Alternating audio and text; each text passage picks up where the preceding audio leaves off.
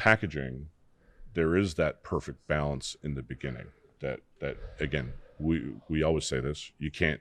We're not in the business to please everybody. We're looking to get started and figure out where the best audience is to get started with. And so I'll treat packaging in that same category and say that, our method is this. Welcome to the 52 podcast. Peter. Yeah, I'm Peter. This is And Dan Dan. Gagne. And look at today's topic. Dan, what do you want to start with? I said that a few minutes ago. I was asking if we could have a drink, but apparently we can't do that until after this podcast. It's coming. We just sent someone out to get mixers. So it is a Friday. Yeah. Been a long week. No, I think today we're going to talk about packaging. Good topic. Big topic. So this is going to take a while. Yeah. Sure. Look at you come from a packaging background. So why don't you explain, what you did for 25 years before we met? Yes. I was involved with custom packaging, which obviously is a very important part of product development. I mean, especially if you're going to be selling your product in retail, you want to have it packaged properly.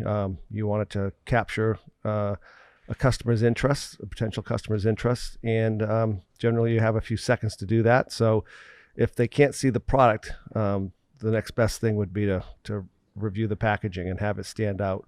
So it is quite important. It's generally, you're talking about 9 to 10% of your costs is what you should spend on packaging. So if you've got a product that you're selling for $20, you're looking to spend somewhere around $1.50 to $1.80 in packaging. And I think in today's world, things have changed a little bit too, right? So it's let's talk about all the different ways that you can package, because maybe online you don't need to spend any money on packaging, but maybe you should. Well, that's the $1 million question. Is that right? Most people again come to us on a budget. We pretty much tell people we're going online first, and for those that want to try to get into Walmart, we're probably not the right partner, because we like to move fast, and Walmart's just the opposite of that.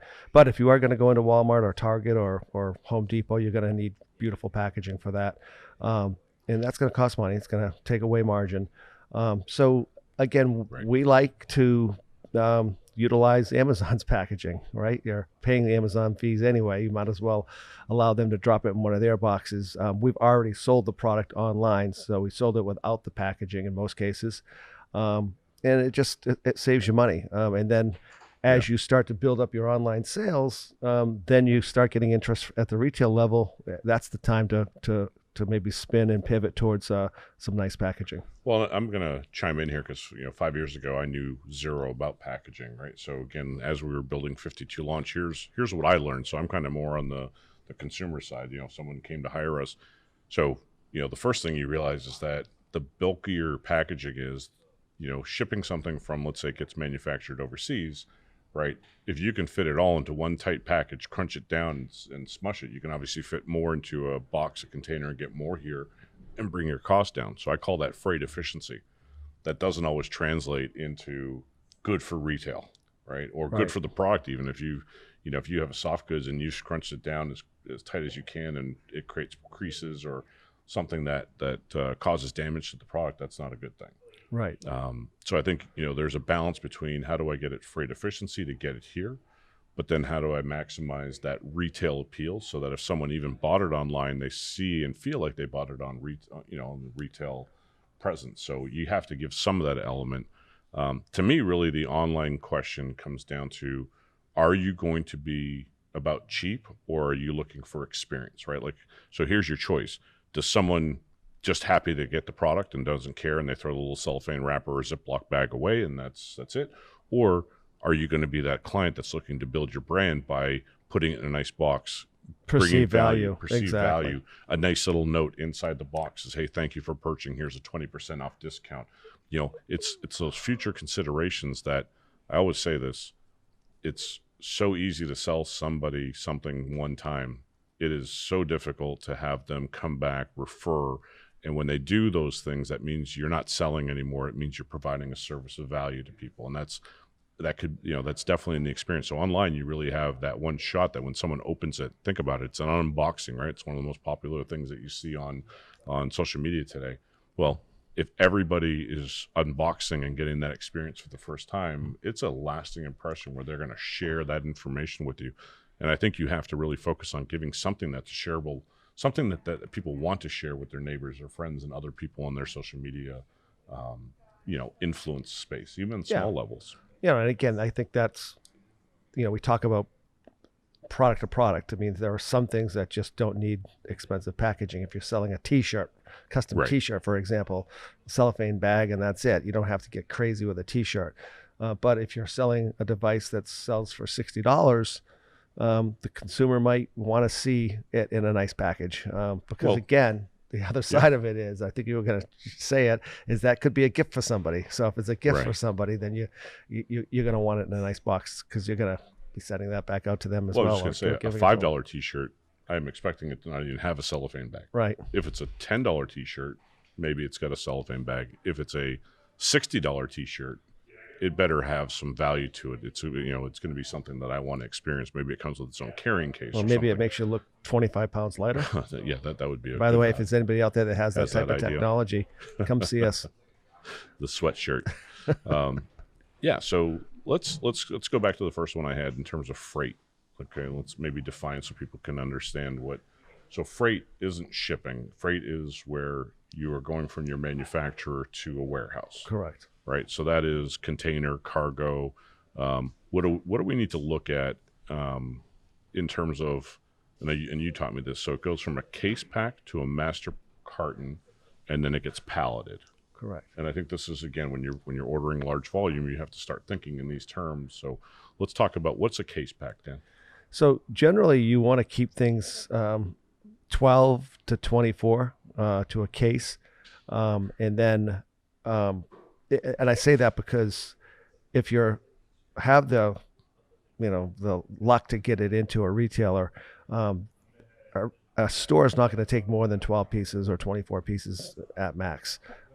You think that when you land at Walmart, you're like, oh, they're going to take pallets upon pallets of product. Well, they will at that distribution center, but each store is going to get a single case because, again, these stores are loaded up full with product. They don't have a lot of warehouse space in the back of their stores to restock. So you want to go with 12 or 24 units.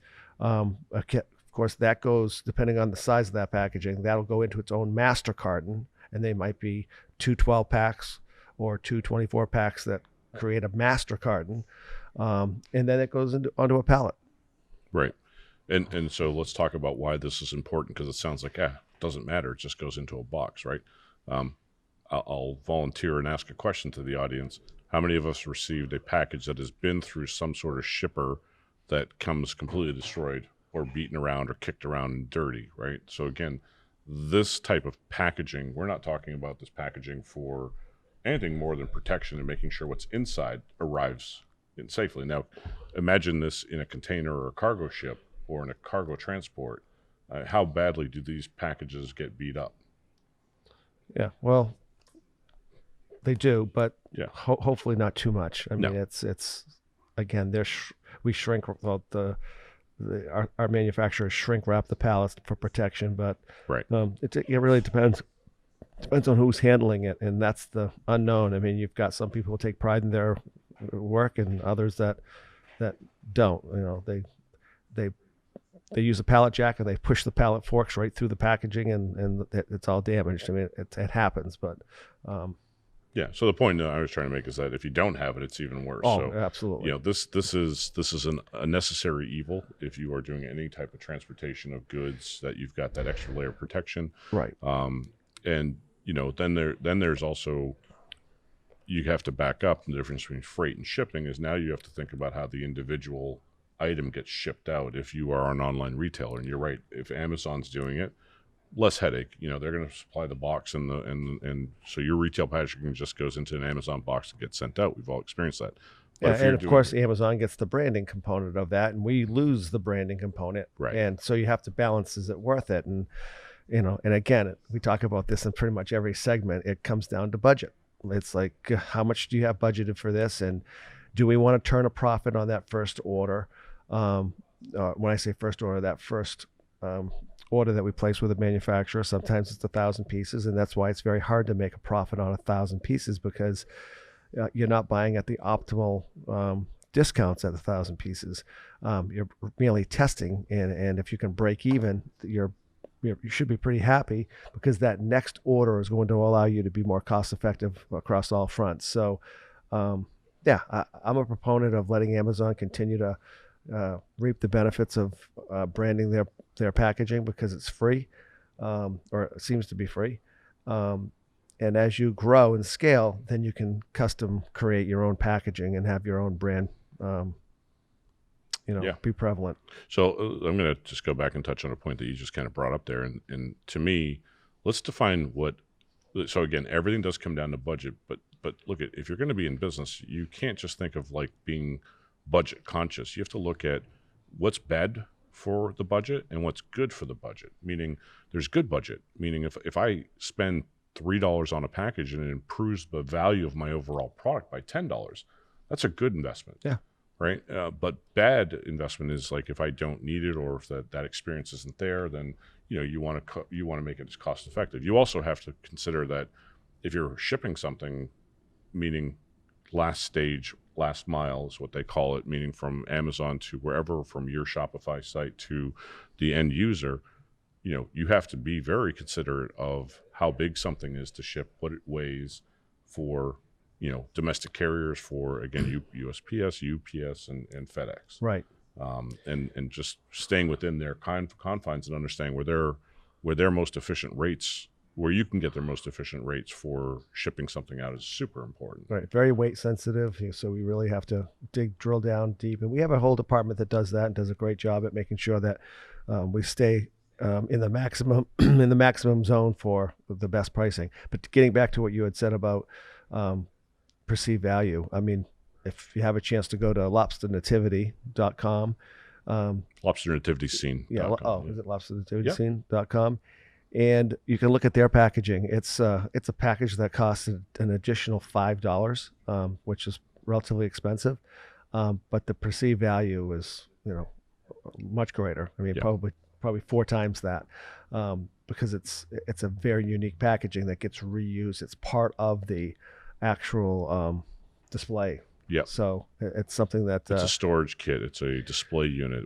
Everything is all in one. So when you finish using it for the season, you put it away in the same packaging. It's all safe. So yeah, that's actually better than recycled packaging. Yeah, absolutely. It's reusable packaging, where someone can actually use the packaging to keep the product in. I mean, we did the same thing with Putty King. Yep. Right. So Putty King's an all-in-one, wall repair device. So if you put a hole in the wall and the picture's not in the right spot, don't worry. You can get Putty King, patch it up, and move the picture. But when you're done with Putty King, it fits right back in the packaging. You can hang it on your wall, and it can go neatly into your toolbox, and you've got it for next time. And you know where everything is when you need it at that time. So that's a value add. Yeah, and again, we have a great team that develops the packaging, and is very good with working with green products, green material. Yep. And also recycled. I mean, we want to be able to reuse our packaging, and it's very important to have that option. Yeah, as much as we can. That's and all the time that we can, we just do it. It's not a question. It just has to get done. Right. So you just also said something that I put a note on. So obviously, Amazon takes care of these boxes, and you're right. They totally take advantage of the branding, right? So what do? They put that like sticker on every box. The boxes all look the same. They all have that Amazon. Swish. So and your neighbors know, and your friends and family know, and the trash man knows that you got packages from Amazon. Right. What do we recommend when you're not shipping through Amazon? And some of our customers, again, just like they don't necessarily get it, or, how important is that branding when you're shipping something? Do I really even have to answer it? No, I think that was a rhetorical question. Yeah, it was. Yeah. So if Amazon does it, yeah, we all do it. So they've figured that out, obviously, and there's not a single person here or anywhere that has not received an Amazon package, and you get a smile on your face. You can't wait to see what's in there, even though you know what's in there. It's just it's the experience of getting a package, and it's. Conversely, if you were getting a package from the IRS, you probably wouldn't really want to know that it's from the IRS. Back in my print and mail days, I will tell you, the most opened dealership, hey, come on down, we're going to give you more money for your car, looked like an IRS envelope. And it got opened and we got calls. Yeah, that's good. But yeah, so for me, again, just being a novice to this 5 years ago and now becoming an expert, again, with a great mentor in this space, what we really liked, or what I really learned, is I like a poly bag mailer. I like a shipper box that's branded. If those look amazing, not only, like I said, do you feel like you got, first of all, what arrived, right? It's we got a package yesterday from Amazon that my daughter ordered, and my wife says, hey, there's another package for you on the desk. I'm like, I didn't order that. I know it's from Amazon, but I don't know who ordered it. Right. If I saw it was a branded, I'd know it was me, or Yep. Maya would know it was her, and there'd be no question, right? So, yeah, we have, every time we send something out, right, we send out a 52 poly mailer on everything. We have everything branded and logoed, and it takes time. I mean, if you don't do anything, you're never going to get recognized. So if you just make it a habit to brand everything that you send out, whether it's a letter, like Peter said, a plastic mailer, envelope mailer, and then most importantly, a box. I mean, it's the price to print your logo on a box compared to a plain box is so minuscule that it's silly not to do it. Right. And those are little, again, what I would put into the good budget category. Yeah. I know it's a little bit more money, but at the end of the day, if you're not giving someone that, there's an excitement, especially when there's 2 days of shipping to acquire, if I bought something 2 days ago, and I don't say I forget about it, but when it arrives in 2 days or earlier, I get home and I'm like, oh, I'm excited, right? It's there. Right. Well, that excitement needs to be correlated with your brand. So if I am excited that I'm getting a package and I automatically visualize that your brand is on that packaging, it just adds that perceived value, but also experiential memory. Right, exactly. It's not 101. It's not a stretch to even talk about in the packaging stage. We have a company vehicle that we wrapped. Yep. With our clients' names are all over it, as well as our name. And again, it's branding. We did that about a year ago? Yeah. 8 months ago. I can tell you it's more than paid for itself probably 5 times, 10 times now. It's amazing. So yeah, anytime you can show off your brand, it's a no-brainer. In fact, I still get surprised when we ask people, like, how'd you hear about us? And they say, oh, I saw your van driving somewhere. I'm like, wow. Okay. Well, yeah. Probably I drive it a lot, so they're probably talking about the asshole that was driving. So we haven't got any calls yet from the asshole driving the car. So yeah, you forget that you're in the company van. It's like, oh, did I just cut that person off? Yeah. Well, at least traffic. Well, now it's coming back. It's going to get worse. All right. So let's maybe shift this a little bit to the conversation of barcodes versus GS1 code. And again, I guess this packaging also has to accommodate the barcode and who's using it and for what reasons. Right. So I'll handle the fulfillment one. You can handle the retail one. This is a sensitive topic because as much as we want to say that we've got it all covered and figured out, there are things you learn along the way that mistakes happen, and we ended up choosing the wrong partner for barcodes. We look to get a deal because we're always trying to save money for our clients, and we chose a partner that apparently had issues with stolen barcodes. So that was a kind of a nightmare to deal with for a while. Yeah, so the barcodes were legitimately purchased by them but stolen by someone else. Right. And the chain of, again, it really just comes down to we're able to understand and get Amazon to agree that we have the legal ownership of them. They kick the other people out, but once a category has been chosen on that barcode, it can't be changed. So Pete, here's a good question because I'm not quite sure the answer, so I'm going to put you on the spot. Yeah. Like what is the value of stealing someone's barcode? So someone who's already looking to do something illegitimately on Amazon, they just need to put a barcode up that works. If it works, they can put product up and they can get under the radar quickly. Yeah. So again, it seems to be prevalent in the t-shirt space on Amazon. So as you're selling t-shirts, and you're changing all the different SKUs, they just need a ton of them. And if they're $50 each or $30 each, I mean, they don't want to pay for them either. Right. So there's a number of reasons. Okay. So, again, for every design, you need a different barcode. So what we have done is we have absolutely converted over to what they call a GS1 code. Again, we can maybe put links in the bottom. It's very easy to purchase. But here's what you're going to need. You're going to need a few of these. It's not just you have one on a package. For packaging, that's easy. The store needs to know, and you need to know, here's the GS1 barcode that represents my product. If I have a small, medium, large, I need one for each one of those. If I have different colors, I need to have one for each one of those. So again, this is probably why t-shirts do this, because by the time you have a woman's, men's, and the 5 sizes or 6 sizes of each one, you're in the 20 to 24 barcodes right there, times $50 exactly. a barcode. It gets expensive. It gets expensive. So in again, a single product, what you need is pretty much 4. You need to put a barcode on the package. You need to put one on the case, because the case can represent at the fulfillment center, they want to be able to scan a case and say, okay, that's 12 units. Exactly. The master carton, because again, if there's 4 in there, they're going to want to say, all right, there's 48 units in a master carton. Yep. And then usually we can maybe get away with the pallet for early stage, but at some point, every pallet needs to know that there's 30 cases on a pallet. There's 30 cases on a pallet, and how many that represents. So Right. This is, again, inventory control as you grow is so important. It's undervalued in the beginning. Right. And even for Amazon to be able to quickly understand and put it in, or Shopify to connect to a fulfillment center, it is all about the barcode, because if someone has to look at it, it takes too much time. Everything is scanned with a gun. Again, the efficiencies in the fulfillment center to bring these costs down. And again, anybody who's walked through the experience of doing this from their garage, anybody that licks stamps, as I call it, from their garage to deliver product, are the only people that understand how much work it gets involved in that. And the work is the same. It's the efficiency that you have to have.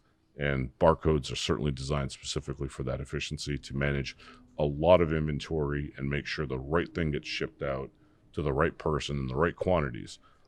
We've had some, again, talk about being transparent. We've had some bad partners in fulfillment as well, where, they didn't understand that we had different barcodes on the case pack, and we've had a person buy a product and get a case of product. Thank goodness the people are extremely nice, and we got it back, and they were actually the ones that notified us that they got a case. So that is where it's extremely important to. And it's not easy. Fulfillment partners, that's probably a whole different topic in regards to the amount of time and effort that goes in there. But finding the right fulfillment partner is not an overnight thing. It's not just picking up the yellow pages and dialing and figuring exactly. and talking to people. Again, that's one of the reasons that you hire us. You have to We've vet. done all of that vetting, and unfortunately slept with a few, early on that we didn't like, to get to the ones that they had all the right do. answers. Yeah. We're pretty good at vetting these, and again, they've had all the right answers. It just comes down to they weren't able to actually execute on that. Right. And, there's those that talk the talk and those that don't, and that's walk the talk. Walk the talk. Whatever that is. So let's talk about visual aspect of packaging, right? Because we talked about this is all the technical stuff, Right.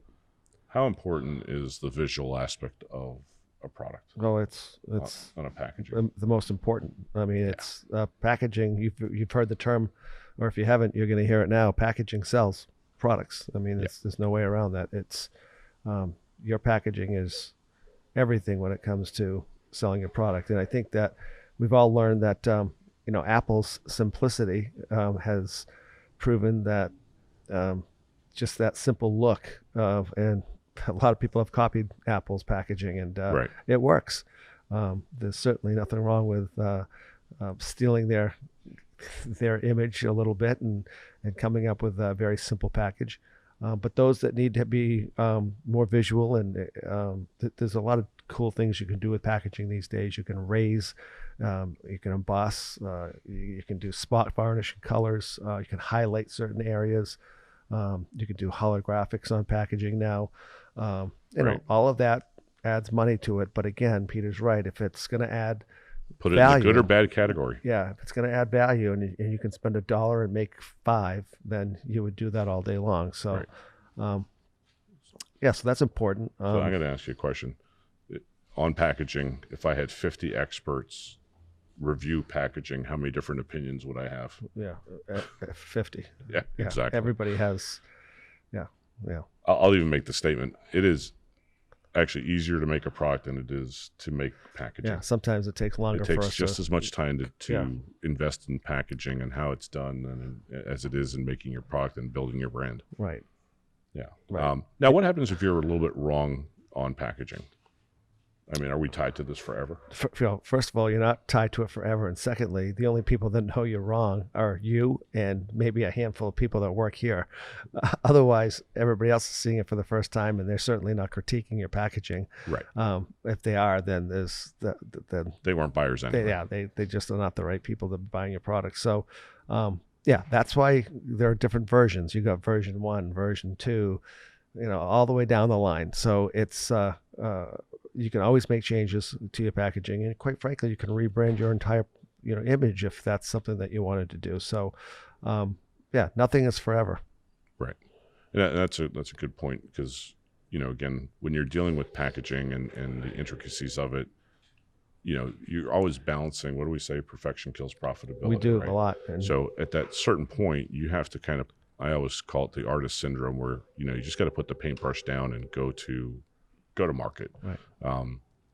They do say that you should be a little bit embarrassed by your first launch. Yeah, I know you say that. That's what the experts that's say. what the experts say. I would look. I don't want to be embarrassed by on anything. You want to go with your the best possible foot forward in this case. But I agree. But again, it gets back to the only person that knows it's not perfect is you, and it's your feelings towards it. Everybody else is probably going to love it, and quite frankly, it's even a perfect package is going to get critiqued. And what are you going to do when that person says that you should have done this? Are you going to go change it for that one person? It can't be perfect to everybody. It's impossible. Right. It will drive you crazy. And we sell products online ourselves, and I think we've mentioned this in another podcast. I am not allowed to respond to negative comments because I personally take that as a it affects me. We work too hard to very negatively. But I also know that for everybody that's got a negative comment, there's probably 10 times as many, 100 times more that are very happy with the packaging that just don't tell you that, because the ones that are going to call you out are the ones that are there's something else wrong. So leading into that, and maybe I'll take over a little bit here because this is what I've learned, and the packaging, there is that perfect balance in the beginning that again, we always say this, you can't, we're not in the business to please everybody. We're looking to get started and figure out where the best audience is to get started with. And so I'll treat packaging in that same category and say that, our method is this. We have to have packaging that looks amazing. It needs to look retail ready, even though we might not be retail ready. And we talked about this the other day. We had a client that called and said, why do we put a little hang tab on the packaging when we're in retail? When we're selling online, there's no, yeah. And so what was our comment to that? Well, because at some point you're going to want to go to retail and you want to have packaging that's retail ready. You want to be able to show pictures that your packaging is retail ready. So when you're presenting to a Staples or presenting to a Costco, that they know that you're all set. It can go on a peg. Right. Little subtle things like that, but that it stands. Or right? that it so stands. In our development of packaging, that's the two things we want to do. We want to show that it can stand on a shelf, it can hang on a peg, that it's efficient and that it's easy, and it's hopefully green. Yeah, and of course the last part, that it tells the story, that people understand what they're buying, and so that's kind of our. That's the bare minimums that we feel, and that's not a bare minimum. That's a pretty tall order to get all those components into one place. So, is that a box? Is it a package? Is it a blister pack? Is it a custom, clamshell? Those are all the things that we're going to discuss and evaluate and make the right choices with our clients to do that. But again, I'll put it, just one more comment that we said in today's environment with COVID and everything else, and trade shows being shut down for the last year. Where are all the retail buyers looking for product right now? Online, Yeah. right, on Amazon. So if they take a look at your product and it doesn't have a simple hang tab on it, and they feel that that's the right point, they're probably not going to call you because they're going to say it's too much work to get you to repackage. Well, you're not ready. Yeah. You're not ready, You're not and that's ready, more yeah. important. Is Right. that you didn't think of this, Right. right? So again, this is where I don't ever believe that there's perfect packaging. I think in order to make perfect packaging, you have to make perfect packaging for that environment, and that's easy for us. Like if Walmart said they wanted a completely different package for the product in a certain way, how hard is that for us? Right. Not at easy. all. It's very easy. Yeah. And again, we always talk about ordering. That first order is a small order anyway, so that first order is going to sell relatively fast, and we're working now thinking about the second round of products, and that might be packaged a little bit differently because we might have a retail opportunity at that point. So I'll say what we do create here, and we do a really good job on that, is what we call, or I'll coin it for the first time on the podcast. It's a one size fits most packaging system, meaning it works for online. It works to capture a retailer's attention. It works to say, these guys are ready. They've thought of it all. And we can always make iterations and customizations to even better fit whatever environment is giving you the opportunity to sell your product to. Correct. Yeah. How are we doing on time? All right, good. So let's go into packaging materials, right? We throw around a lot of, I learned SBS, I learned... I mean, we could spend the entire day. It's quite frankly boring. I don't really think that we need to educate our audience about corrugate and what types of corrugate and, virgin board versus non-virgin board. So let's make it fun. Green versus, or even recycled versus recyclable. At the end of the day, we're going to package it based on what the market looks like. You don't want to package things in boxes that most of your competition's in a clamshell. It's in a clamshell probably because it needs to be visually seen to be understood. And we do have clients that say, I don't want plastic at all. I don't like plastic. I don't like opening up clamshells. And so for that reason, they want to go in a different direction. And that is an absolute mistake. They're not experts, and most people aren't experts on packaging. And more importantly, it's, we have to pick the right packaging, and that's what we do. We pick the packaging that makes the most sense. And that's why I brought it up. I agree. I'm glad you took the approach that it's boring to talk about all the different materials. There is an expertise that I learned 5 years ago, starting this journey with Dan and building 52 Launch, that, how many times are you going to be disappointed if you didn't have the expertise in packaging? And I'm going to tell you, without our expertise in packaging fails.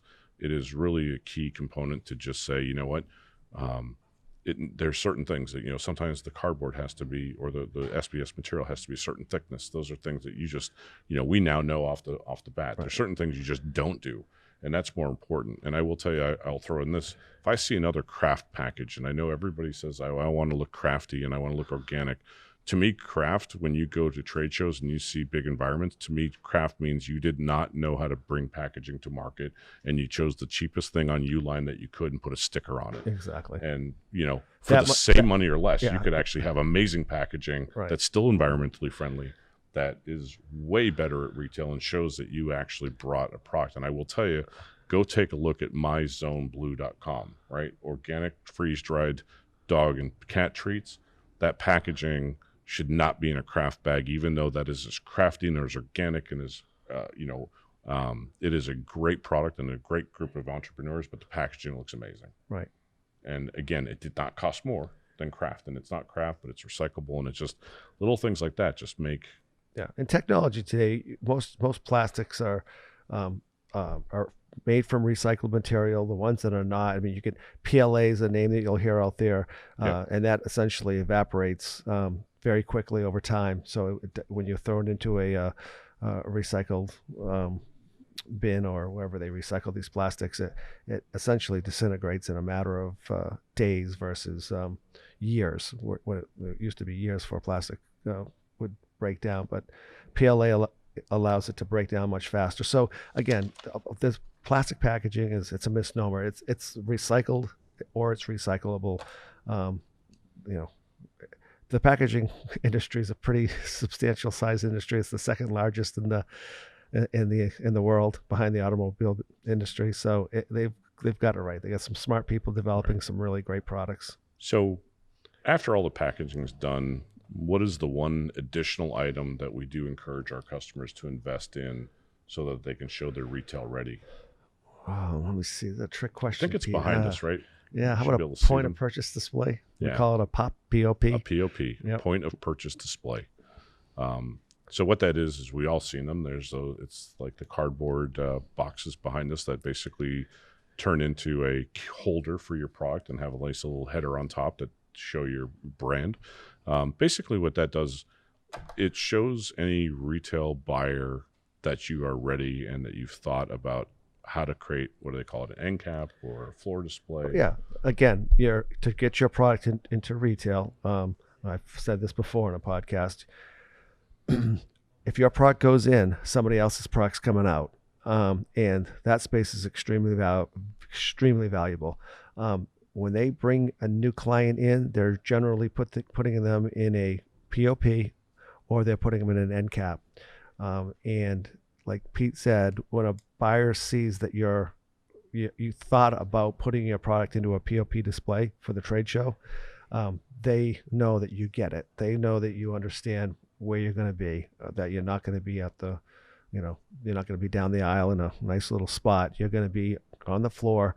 That's where you're going to have to earn your sales right there. So you do want a nice POP. And I'll go one step further. If you're going to trade shows, some companies or brands, they spend so much money in the backdrop and the tables and the displays.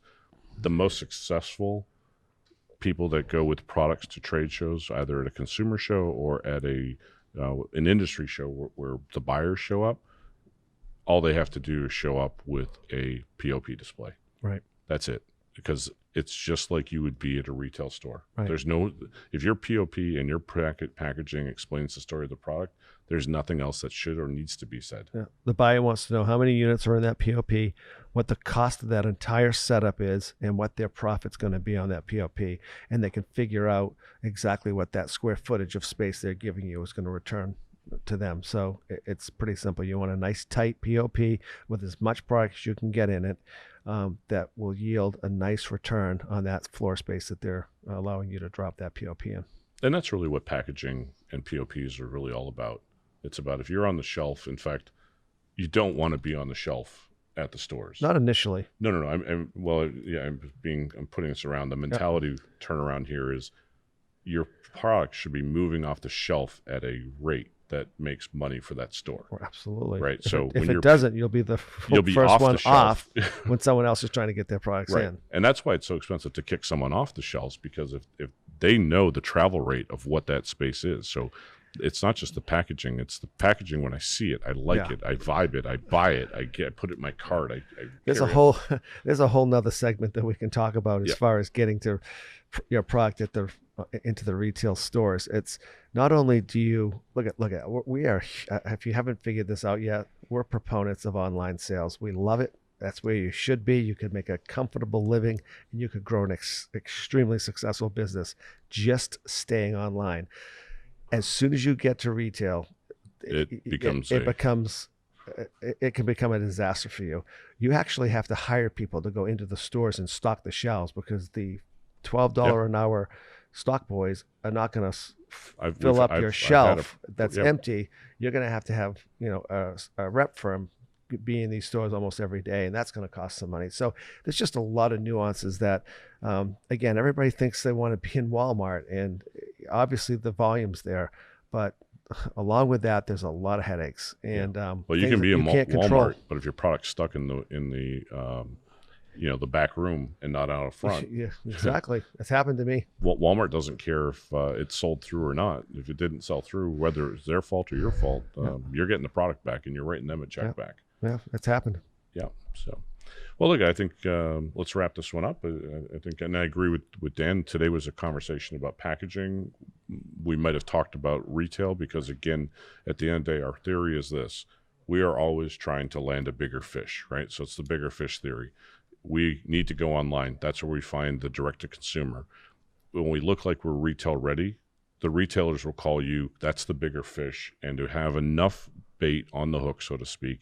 That means your packaging looks good. You look like you are ready for them. That's what they want to see, and that's what hopefully will get you phone calls and give you that opportunity to either say yes or no. But if you're not online first, you can't go fishing. That's great. Perfect. So All anyway, right. have a great afternoon or day or wherever you guys are, and look forward to having you reach out to us, I guess, at this point, if you have any and questions. keep following us. Keep Please. following us. Like us. Share us, please. Make sure that friends and family know about what we do, and appreciate your time. Thanks. I want to thank everybody for watching our podcast. Dan, how do people get in touch with us if they've got an idea or a prototype that they'd like to share with us? Go to our website. Yeah. 52launch.com. Click the I Got an Idea button and Let's get launched.